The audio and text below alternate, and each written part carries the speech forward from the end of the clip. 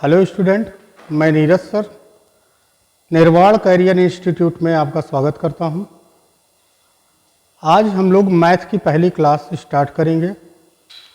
Math में आइए हम पहले दिन आज आपको नंबर सिस्टम या संख्या पद्धति से अपनी क्लास की शुरुआत करते हैं। अधिक से अधिक लोग जुड़िए और लाइक करिए, चैनल को सब्सक्राइब करिए और चैनल को आगे सेंड भी करते रहिएगा। चलिए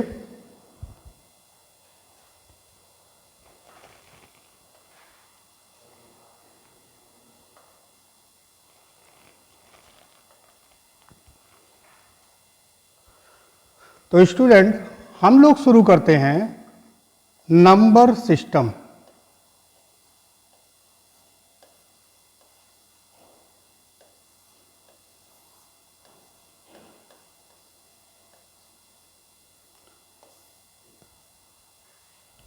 नंबर सिस्टम या सामान्य भाषा में अपनी हम कह सकते हैं संख्या पद्धति।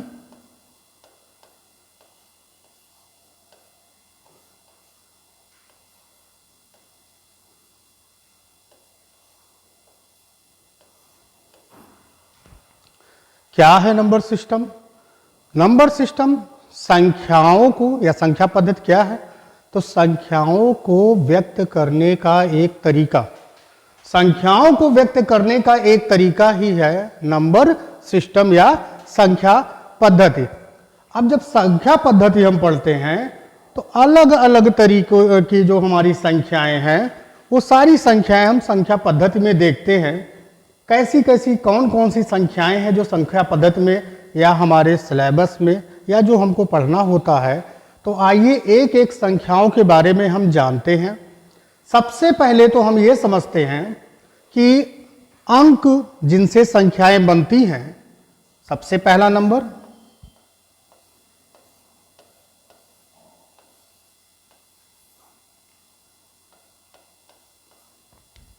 डिजिट। डिजिट हिंदी में आप कहेंगे अंक, क्योंकि जैसे आप हिंदी जब पढ़ते हैं तो आप कहते हैं वर्णों को जोड़ा जाए तो शब्द बनेंगे, तो वैसे ही अंकों से ही नंबर यानी संख्याएं बनती हैं। अंकों से ही संख्याएं बनती हैं। कौन कौन से अंक हैं जिनका हम यूज करते हैं? तो हमारे सामने सिर्फ 10 ही अंक ऐसे होते हैं। कौन कौन से होते हैं? जिसमें आपका 0, 1, 2, 3, 4, 5, 6, 7, 8, 9। तो यही 10 नंबर हैं। इन्हीं 10 नंबर से ही हम अपने अंकों को डिनोट करते हैं या दिखाते हैं कि यही अंक हैं। और इन्हीं से नंबर सिस्टम में यानी जो हमारी संख्याएं हैं वो इन्हीं नंबरों से यानी इन्हीं अंकों से ही बनती हैं। अब वो चाहे 2 अंक की संख्या हो, चाहे 10 अंक की संख्या हो, यूज यानी इन्हीं का प्रयोग ही करेंगे। इनके अलावा और कोई संख्या हम यूज नहीं कर सकते हैं। तो जब डिजिट में आते हैं तो मैंने कहा कि 0, 1, 2, 3, 4, 5, 6, 7, 8 और 9 यही हमारे अंक हैं। अब चलते हैं संख्याओं में इनसे बनने वाली संख्याएं। कैसी संख्याएं, कौन कौन सी संख्याएं? तो जब आप आते हैं संख्याओं में तो जैसे आप कहते हैं, दूसरा पॉइंट मैं इसमें नाम दे देता हूं कि मैंने मान लिया पहला पॉइंट आपका डिजिट यानी अंक हो गया। तो अंकों के बाद में मैं दूसरा पॉइंट नाम दे देता हूं क्या? अब जैसे सम संख्या,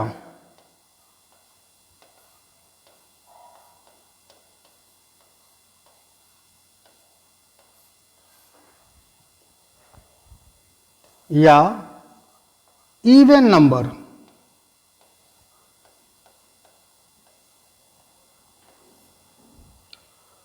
अब देखिए, अंकों से ही हमने कहा संख्याएं बनती हैं। और जब संख्याओं पे आते हैं तो मैंने सबसे पहले शुरू कर दिया सम संख्या। बहुत सारी संख्याएं हैं, अलग से आपने पढ़ा भी होगा। प्राकृतिक संख्याएं, पूर्णांक संख्याएं, सम संख्याएं, विषम संख्याएं, भाज्य संख्याएं, अभाज्य संख्याएं से बहुत सारी संख्याएं हैं। तो एक एक संख्याओं को हम देखते चलते हैं। ऐसी कौन सी संख्याएं हैं, जैसे मैंने कहा सम संख्या, इवन नंबर।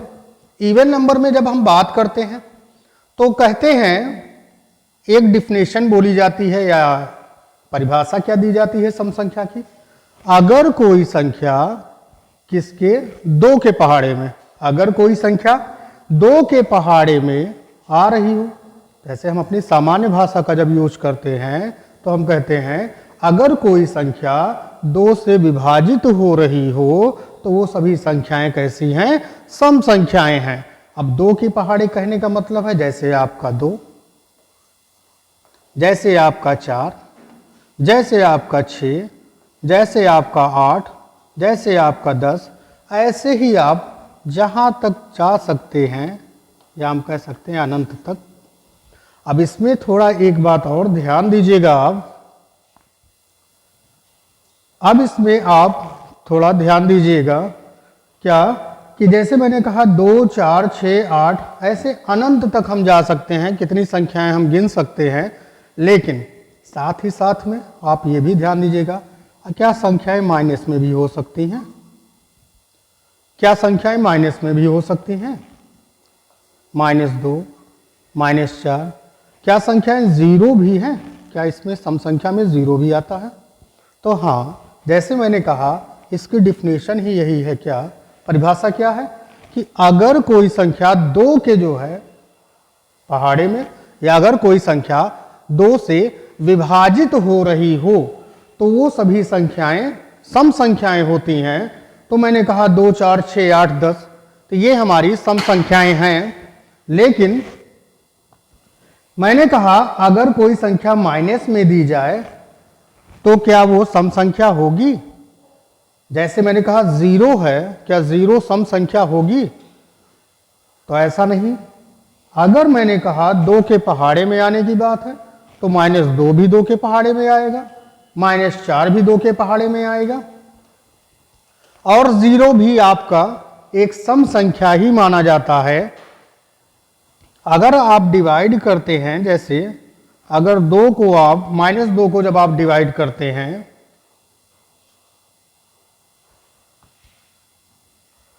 अगर -2 को आप 2 से डिवाइड करते हैं, 2 कम 2 या 2 1 जा 2, 2 1 जा 2, या कह सकते हैं -1 आ गया। देखिए मैंने सिर्फ एक ही डिफिनेशन पढ़ी है, क्या 2 के पहाड़े में अगर संख्याएं आ रही हैं तो वो आपकी सम संख्याएं हैं। अब वो माइनस हो या आपकी प्लस हो, चाहे वो संख्याएं धनात्मक हों और चाहे ऋणात्मक हों, वो सभी संख्याएं सम संख्याएं होंगी। 0 भी इसमें इंक्लूड किया जाता है, 0 भी इसमें शामिल किया जाता है, तो 0 भी एक सम संख्या ही है। अब दूसरा, अगर इसके बाद हम बात करते हैं तो स्टूडेंट ध्यान दीजिएगा, अगला जो नंबर होगा चीजों को जोड़कर पढ़िए। सम के साथ में दूसरा नंबर हमारा आ जाता है विषम संख्या।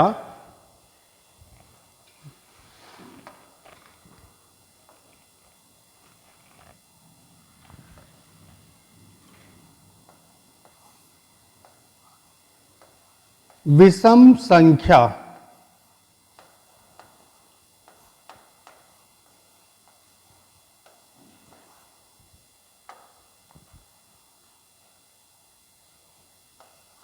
या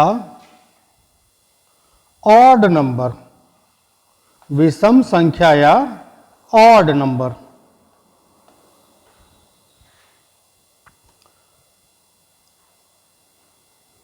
अब देखिए, जब विषम संख्या हम पढ़ते हैं तो जैसे सम संख्या जब हमने पढ़ा तो मैंने कहा अगर कोई संख्या 2 से विभाजित हो रही हो तो सम संख्या है। तो कहता है विषम संख्या की परिभाषा, अगर कोई संख्या 2 से विभाजित ना हो, एक सीधी डिफिनेशन आप यही कह सकते हैं, अगर कोई संख्या 2 से विभाजित ना हो रही हो या 2 के पहाड़े में ना आ रही हो तो वो सभी आपकी क्या है, विषम संख्याएं हैं। सबसे छोटे नंबर से विषम संख्या जब स्टार्ट की जाती है तो क्या 1, 3, 5, 7, 9, इसी तरीके आप इसको जहां तक गिन सकते हैं या जहां तक ले जा सकते हैं, या हम कह सकते हैं अनंत तक। मैंने कहा अगर कोई संख्या 2 से विभाजित हो रही हो तो आपकी सम संख्या है, अगर कोई संख्या 2 से विभाजित नहीं हो रही है तो वो हमारी विषम संख्या है। अब इसमें भी आपके नंबर आपके माइनस भी हो सकते हैं, नंबर आपके प्लस भी हो सकते हैं। धनात्मक अगर है तो ऋणात्मक भी मैं कह सकता हूँ, जैसे -1, -3, -5, ये सभी भी आपके क्या हैं, विषम संख्याएं हैं। क्यों? क्योंकि ये 2 के पहाड़े में नहीं आती हैं। जीरो को जैसे मैंने लिया था, थोड़ा सा समझिएगा, जैसे मैंने जीरो को लिया था तो मैंने कहा था जीरो एक सम संख्या है। अगर आप देखें जीरो तो 7 के पहाड़े में भी आता है। क्यों? 70 अगर हम कर देते हैं तो 7 का पहाड़ा पढ़ेंगे तो 70 जो है कड़े आएगा। तो ऐसे ही 7 के पहाड़े में आ रहा, 6 के पहाड़े में आ रहा, 5 के पहाड़े में आ रहा, तो अलग अलग पहाड़ों में आ जरूर रहा है, लेकिन फिर भी हम इसको सम संख्याओं में ही रखते हैं। विषम संख्या आपकी सीधे सीधे एक ही डिफिनेशन आप कह दीजिए, क्या? अगर 2 के पहाड़े में नहीं आया कोई नंबर तो हमारी विषम संख्या है। वो संख्या माइनस में भी हो सकती है, यानी वो संख्या धनात्मक भी हो सकती है, और वो संख्या ऋणात्मक भी हो सकती है। तो सम और विषम संख्याओं के बाद में अगली संख्या अगर हम पढ़ते हैं, नोट करते चलिएगा।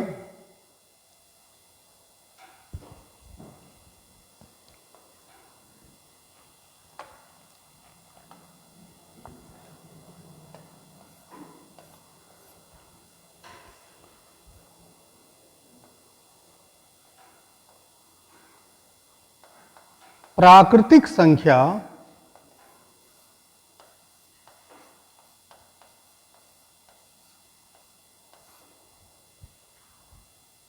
या कहते हैं इसको नेचुरल नंबर।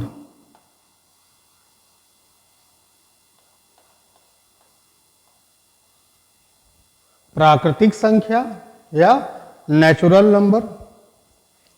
प्राकृतिक संख्याएं हमारी कैसी संख्याएं हैं? तो जो संख्याएं हम गिनते हैं, गिनने का क्या मतलब है, 1, 2, 3, 4, 5, 6, ऐसी संख्याओं को गिनते हुए जब हम आगे चले जाते हैं तो वो सभी संख्याएं आपकी प्राकृतिक संख्याएं होती हैं। तो सबसे छोटी प्राकृतिक संख्या आपकी 1 से स्टार्ट होती है। 1, 2, 3, 4, 5, 6, ऐसे आप कहाँ तक?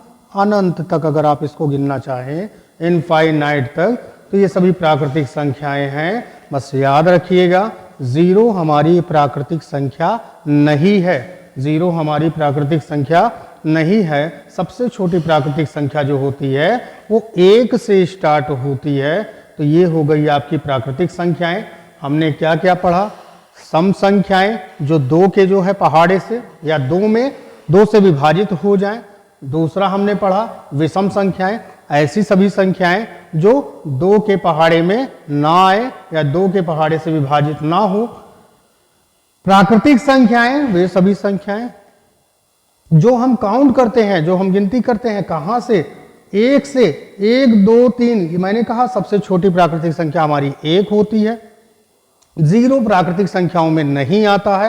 तो 1, 2, 3, 4, 5, 6 ऐसे हम काउंट करते हुए अनंत तक गिनते चले जाएं तो ये सभी हमारी प्राकृतिक संख्याएं हैं। अब प्राकृतिक संख्याओं के बाद में नोट करते चलिएगा, वीडियो पॉज भी कर सकते हैं देखने के लिए, फिर से समझने के लिए।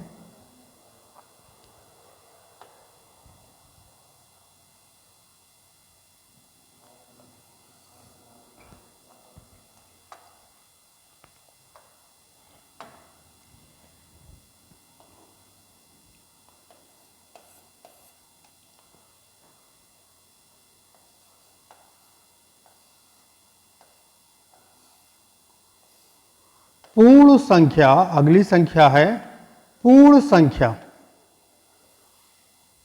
या होल नंबर।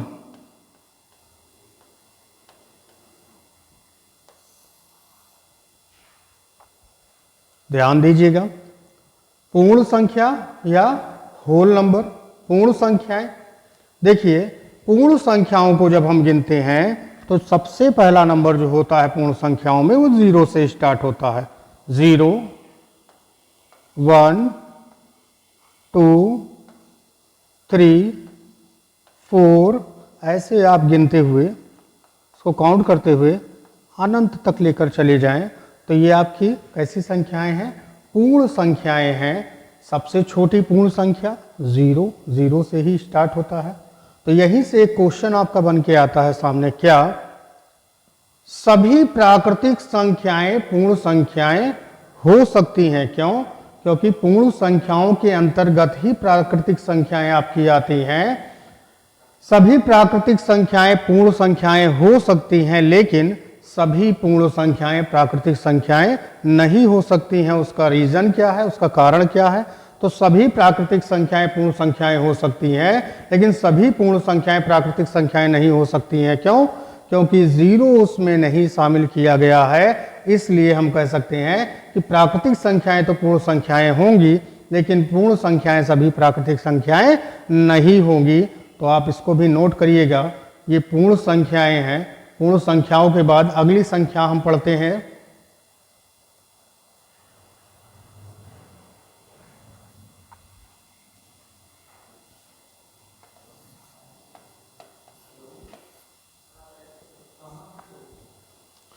देखिए हमने सम संख्याएं पढ़ी, विषम संख्याएं पढ़ी, प्राकृतिक संख्याएं पढ़ी, पूर्ण संख्या पढ़ी।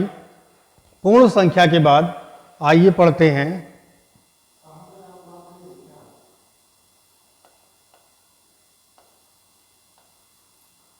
भाज्य संख्या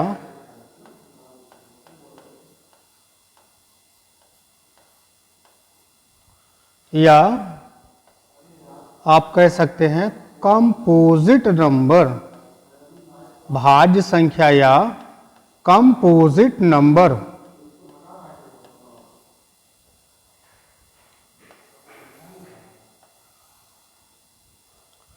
छोटे क्लासों में हमने ये सभी नंबर पढ़े हुए हैं। क्या है, रिमाइंडर होता नहीं, याद नहीं आता। ऐसा नहीं है, पढ़ा सब ने है, बस क्या है कुछ चीज़ें हैं भूल जाती हैं, उसको समझना है आपको। अगली संख्या जैसे मैंने उठाई भाज्य संख्या। अगर डेफिनेशन की बात की जाए, परिभाषा की बात की जाए, तो भाज्य संख्या कैसे पहचानते हैं कि ये संख्याएं भाज्य संख्याएं हैं? आगे कुछ तरीके भी मैं आपको बताऊंगा। अभी फिलहाल में जानिए तो क्या कहता है इसकी अगर डेफिनेशन कही जाए, इसकी अगर परिभाषा कही जाए, तो कहा जाता है कि कोई भी संख्या जिसके अपने खुद के कितने गुणनखंड हों। गुणनखंड, गुणनफल मत कहिएगा, गुणनखंड। किसी भी संख्या के जिसके अपने खुद के गुणनखंड कितने होने चाहिए? 2 होने चाहिए, 2 से अधिक नहीं होने चाहिए। अगर कोई संख्या है जिसके अधिक से अधिक कितने गुणनखंड हो? 2 गुणनखंड हो, तो वो संख्याएं, सॉरी मैंने प्राइम नंबर आपको बता दिया। देखिए भाज्य संख्या हम पढ़ रहे हैं, कंपोजिट नंबर पढ़ रहे हैं। तो कहता है क्या, अगर किसी संख्या जिसके 2 से अधिक गुणनखंड हो, कोई भी नंबर है जिसके फैक्टर 2 से ज्यादा हो। 2 से ज्यादा कहने का मतलब ये है, जैसे मैंने एक संख्या ली 6, अगर मैंने 6 को लिया और मैं इसमें देखना चाहता हूं कि 6 क्या भाज्य संख्या है कि नहीं है, तो जब आप 6 को देखते हैं तो गुणनखंड आप जब देखेंगे, गुणनखंड और गुणनफल हम लोग लासा और मासा जैसे चैप्टर में आगे पढ़ेंगे। फिलहाल में ये जानिए गुणनखंड होता क्या है। जब आप पढ़ना शुरू करते हैं तो देखिए एक सिंपल एक ऐसी संख्या है जो सबका गुणनखंड होती है, क्योंकि 1 का पहाड़ा जब आप पढ़ते हैं तो हर नंबर उसके पहाड़े में आ जाता है। सामान्य भाषा में अगर कहेंगे तो कहेंगे ऐसी संख्याएं जिनके पहाड़े में 6 आएगा, वही है गुणनखंड। अब मैंने कहा 1 में तो आएगा ही आएगा, दूसरा नंबर आपका क्या होगा?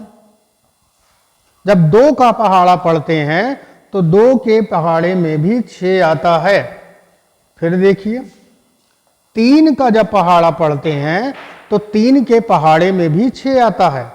अगला नंबर जब उठाएंगे 4 में आएगा नहीं।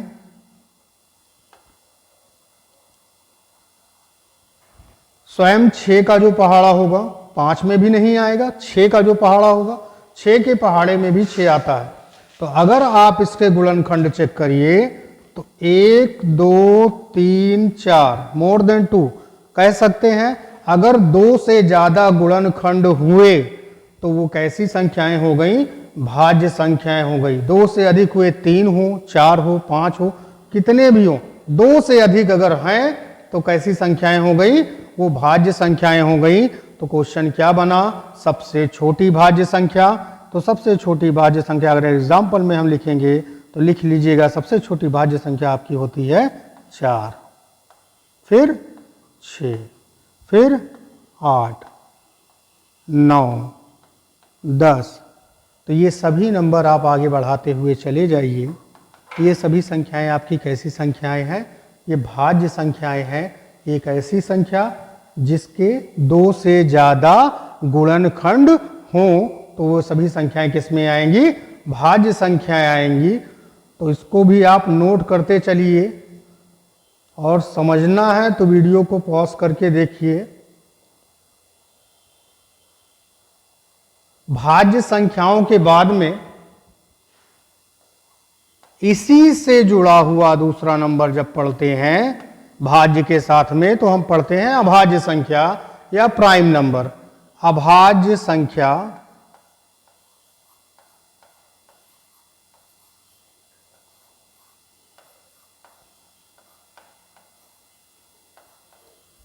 या कह सकते हैं इसको प्राइम नंबर।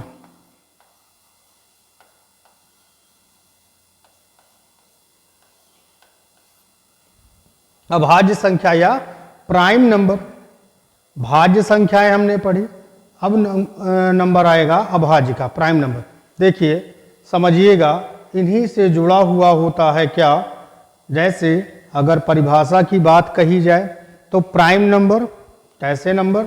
ऐसे नंबर कहा जाता है जिनके अपने 2 से अधिक गुणनखंड ना हो। वहां पर क्या था? भाज्य संख्याओं में। तो भाज्य संख्याओं में हमने पढ़ा कि ऐसी संख्याएं जिनके 2 से ज्यादा गुणनखंड हों। वही जब अभाज्य संख्याओं में हम पढ़ते हैं तो कह सकते हैं कि ऐसी संख्याएं जिनके 2 से ज्यादा गुणनखंड ना हो। कैसे नंबर? सबसे छोटी अभाज्य संख्या 2, सबसे छोटी अभाज्य संख्या 2, 3। चेक करेंगे अगर देखेंगे क्या ये अभाज्य संख्या है, क्या जो डिफिनेशन है या परिभाषा दी गई है कि ऐसी संख्या जिसके 2 से ज़्यादा गुणनखंड ना हो। अगर 2 को आप देखते हैं तो 1 के पहाड़े में तो मैंने कहा सभी नंबर आते हैं। 1 के जो पहाड़ा होता है उसमें तो सभी नंबर आते हैं। क्या 2 के पहाड़े में देखिए 2 भी आएगा? 2 के पहाड़े में 2 आ गया। अब अगला कोई नंबर हमारे पास नहीं बचा। जैसे आपने लिया 5, अगर 5 को हम देखते हैं तो 1 का पहाड़ा होगा, दूसरा खुद का ये स्वयं। तो ये भी हम कह सकते हैं क्या? ऐसी संख्याएं जो अपने आप से विभाजित हों तो कैसी संख्याएं होंगी? अभाज्य संख्या होगी। ऐसी संख्याएं जिनके 2 से ज़्यादा गुणनखंड ना हो, या कह सकते हैं ऐसी संख्याएं जो स्वयं के पहाड़े में या स्वयं से विभाजित हों, वो आपकी कैसी संख्याएं होंगी? अभाज्य संख्या होंगी। और सबसे छोटी अभाज्य संख्या आपकी होती है 2, 3, 5। अब यहाँ कुछ क्वेश्चन बनते हैं। क्या क्वेश्चन ये बनाया जाता है, डायरेक्ट क्वेश्चन कभी कभी पेपर में दे दिए जाते हैं कि क्या 1 से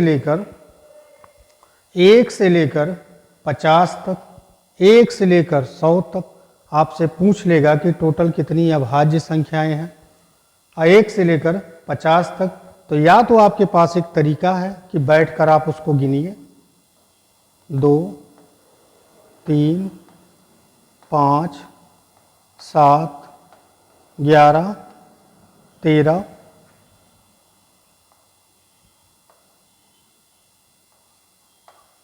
17, 19, 23,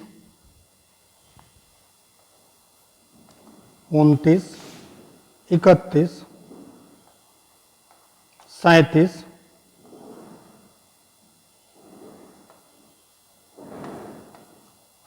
41, 43, 47। ये संख्याएं हैं 1 से लेकर 50 तक। जो अभाज्य संख्याएं हैं वे सभी संख्याएं हैं। गिनते हैं कितनी हुई, 1, 2, 3, 4, 5, 6, 7, 8, 9, 10, 11, 12, 13, 14 और 15। तो हम कह सकते हैं, याद कर लीजिएगा इसको, सीधे क्वेश्चन बनता है, इसी से आगे भी क्वेश्चन बन जाते हैं। 1 से लेकर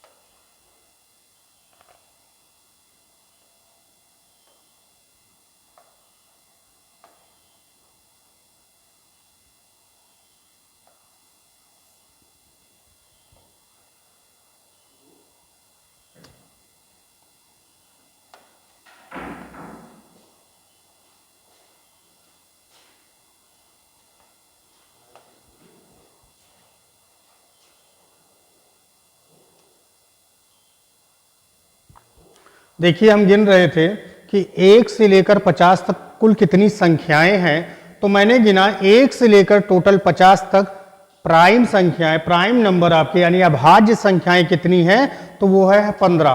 तो याद रख लीजिएगा, इसको बार बार आपको लिखना नहीं है। 1 से लेकर 50 तक टोटल कितनी अभाज्य संख्याएं होती हैं, 15 अभाज्य संख्याएं होती हैं। 1 से लेकर 50 तक कुल कितनी अभाज्य संख्याएं हैं, 15 होती हैं। 50 से लेकर 100 तक अगर आप गिनेंगे, 50 से लेकर इसी तरीके 100 तक अगर आप गिनेंगे, तो कुल कितनी अभाज्य संख्याएं हैं, 10 अभाज्य संख्याएं होती हैं। तो हम इससे एक क्या निष्कर्ष निकालते हैं, क्या क्वेश्चन सीधा बनेगा, 1 से लेकर 100 तक कुल कितनी अभाज्य संख्याएं हो जाएंगी, तो 15 और 10 यानी कुल 25 अभाज्य संख्याएं होती हैं। सीधा क्वेश्चन बनता है क्या कि 1 से लेकर 100 तक टोटल कितनी, कभी आपको 50 से 100 तक दे सकता है, हो सकता है 1 से लेकर 50 तक। जैसे वहां पर समय बचाना है, आपको कम समय में क्वेश्चन करना है, तो वहां हम गिन नहीं सकते हैं। हो सकता कुछ मिसप्रिंट मतलब गलतियां हो जाती हैं, गिनते वक्त नंबर छूट भी जाते हैं, और परीक्षा में आमतौर पर भी डिप्रेशन में ही इंसान रहता है। तो ये चीज़ें आपके दिमाग में होनी चाहिए, क्या 1 से 50 तक 15 अभाज्य संख्याएं, 50 से 100 तक 10 अभाज्य संख्याएं, और अब सीधे कहें तो 1 से लेकर 100 तक टोटल कितनी अभाज्य संख्याएं, 25 अभाज्य संख्याएं होती हैं। आज के लिए इतना ही। कल नेक्स्ट क्लास में इसके आगे हम लोग पढ़ेंगे और जो नंबर हैं, अभी जो हमने पढ़े, क्या सम संख्याएं, विषम संख्याएं, प्राकृतिक संख्याएं, पूर्णांक संख्याएं, अभाज्य संख्याएं। अब कल इसके आगे फिर पढ़ेंगे परिमेय संख्याएं, अपरिमेय संख्याएं, वास्तविक संख्याएं, इमेजिन नंबर, काल्पनिक संख्याएं। तो अभी ऐसे नंबर हैं, तो इन चीज़ों को आप पढ़ते रहिए, देखते रहिए, रिवाइज करते रहिए, लाइक करते रहिएगा, अधिक से अधिक लोगों में शेयर करिएगा वीडियो को। और कल फिर अगली क्लास में हम अगले वीडियो के साथ फिर आपसे मिलते हैं। तब तक के लिए धन्यवाद।